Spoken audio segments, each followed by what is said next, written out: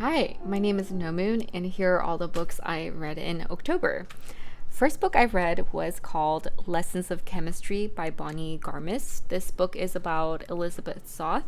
She is a woman in science in the 1960s. The book goes over her struggles as a woman back then in the science field, trying to be taken more seriously in all of the sexism she experiences.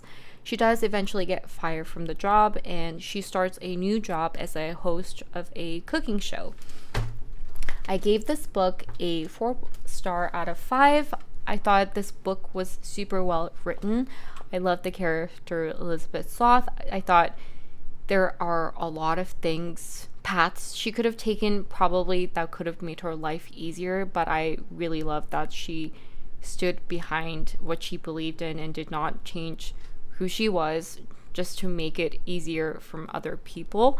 There are a lot of trigger warnings in this book, so I would go read them, but this book was funny and inspiring. The second book I read is called Right Behind You by Lisa Gardner. It's a story about two siblings who get separated by the system because of a tragic night where they end up killing their parents in self-defense. And during the night, Telly, the older brother, he also ends up injuring his younger sister in the process. So they decided that they should not be put together, and they decided to put them in separate homes with no contact. The book picks up the story again a couple of years later. There's a shooting in a convenience store. There's not much known about what happened other than Telly is shown in the surveillance footage, and Charlotte gets back into the story again because her new parents, or her new foster parents, are retired FBI profilers, and the local police just wants to get known what their thoughts on this are. And throughout this book, we're just trying to figure out why Telly did this, and if he did this, and what is his motive for all of this. I gave this book a 4-star out of 5. I thought this was a really interesting book. Compared to other thrillers I read, it was a more slow pace, but you're still trying to figure out. You get really invested into why someone is doing this. So I would definitely recommend it. The third book is Hello, Beautiful by Anne Napolitano. The story is about 4 very close-knit sisters and just the struggles and hardships they experience throughout the book. It's about family and love. The thing that I loved about this book was that you really do feel like you are reading real real person characters, I guess. You don't feel like they're just exist in the book. Like, you feel like you could be reading about very real people. The characters, they are not perfect, but they really try their best. One example I can even think of is like, it really makes you questioning your own morality in certain situations. There is one of the bigger plot line in the story is two of the characters do something bad to one of the characters, and in real life, if you hear about what happened, you would be like, oh, they are horrible people. But the book is written so well that you're like, but maybe this isn't the worst thing. So I really loved it. I gave it a 4.25 out of 5. Okay. The fourth book that I read is called One by One by Ruth Ware.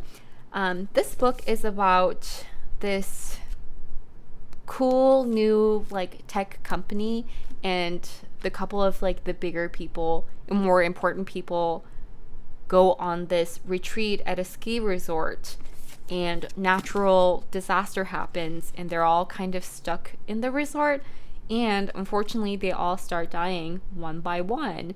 And you get 2 people POV of what's happening right now, and you're just trying, and then I feel like throughout the book they make it not like it's who done it part is pretty, like, you can kind of guess it, but the interesting thing about this book is you're just kind of trying to figure out why they done it. So I really like that aspect of it, because you do figure out kind of who is doing this pretty early on, but I think sometimes the why is just as important as the who.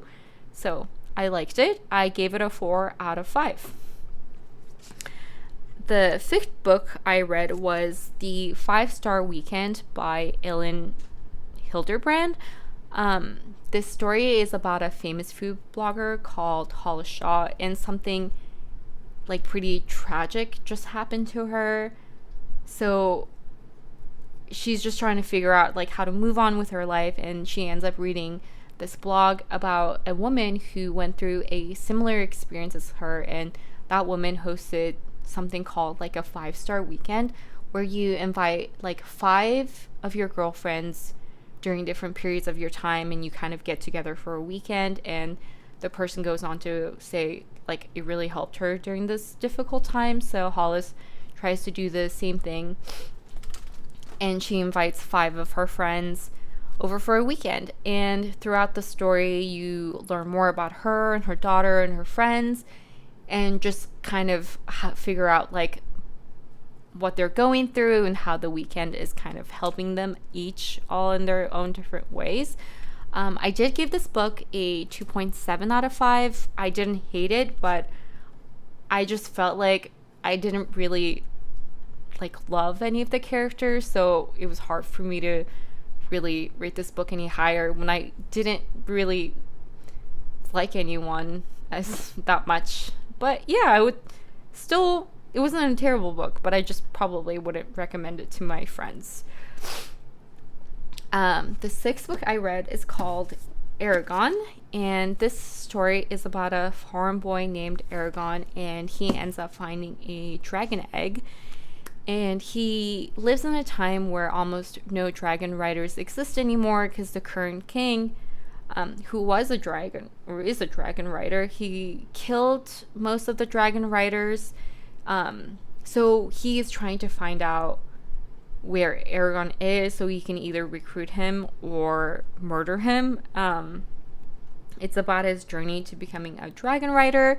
I thought this book was very interesting, but as a first-time reader, like, there are a lot of details and a lot of backstory that gets thrown at you that sometimes it's a little bit overwhelming, but I did think the story was interesting enough to keep paying attention to it.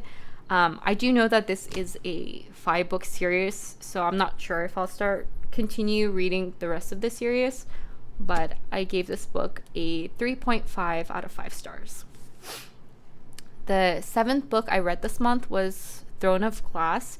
I'm really excited to finally start the series because I loved the Court of Thorns series. I did start with the Assassin's Blade book first, so I know there's like a lot of controversy about which book to start first, but I did like that I started with the Assassin's Blade, because throughout this book they do give like a little hints about the backstory of what happened, and it was like a little like, yes, I know what about that. So I enjoyed it reading that way.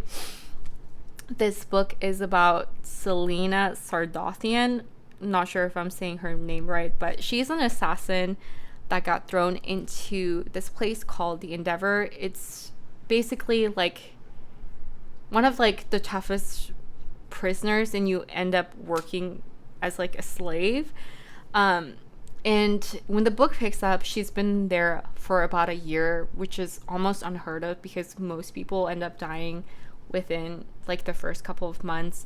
And she gets an offer from the Prince of Adarlan to become the king's champion, or enter like this tournament to become the king's champion, and she has to like compete with 23 other like really strong people. And she enters it, and there are some mysterious things that are happening to the other champions, and basically it's about how she's gonna be coming on top. yeah, I really enjoyed it. I love reading any of like Sarah J. Maas's books. It's super fun. I gave this book 3.5 out of 5. I will definitely be reading rest of the series. The 8th book I read is called Remarkably Bright Futures by Shelby Van Pelt. It's a story about 3 things / people. And I say that because one of them is a very smart octopus called Marcellus in an aquarium. And there's also Tova, who is a janitor for the aquarium, and Cameron, who is looking for his biological father. And in the beginning of the book, you're just kind of confused as to why you're reading, because it completely seems like it's 3 separate events, but they do end up coming together, and it tells a beautiful story. I gave this book 3.25 out of 5. I do think the ending is great, but the beginning was a little bit boring, and it was hard for me to see where this was going. But if you can make it to like the last third of the book, it was really good. The 9th book I read is The Starling House by Alex E. Harrow. In a small town called Eden, there is an infamous house called the Starling House. And basically, there are a lot of like spooky things that have happened around this house, or there are a lot of weird stories about the like past owners of this house. So none of like the residents of Eden want to be anywhere near that house. Our main character, called Opal, she is a tough young woman, and she's been through a lot since her mother died when she was pretty young, and since then she's been having to take care of her little brother, even though she's basically a child herself. And she is like pretty desperate for money, and she gets an offer to be like the housekeeper for the Starling House. And even though she knows there are not a lot of good things that happen around this house, she decides to take the job anyway, because she wants to put her brother to good school so he can get out of Eden and like make a good life for himself.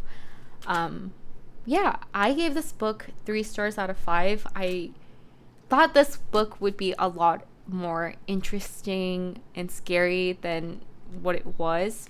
I do think it had a lot of potential. It just didn't really hit for me at the end. And the last book I read was The Summer I Turned Pretty. It's a coming of age story about Belly.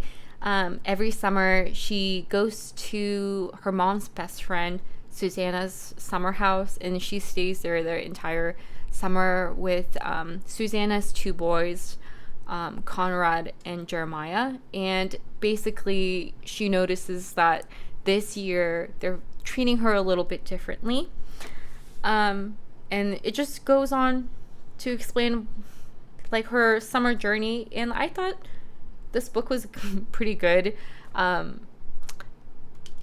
It like I feel like it tells the perspective of like a 16-year-old girl really well.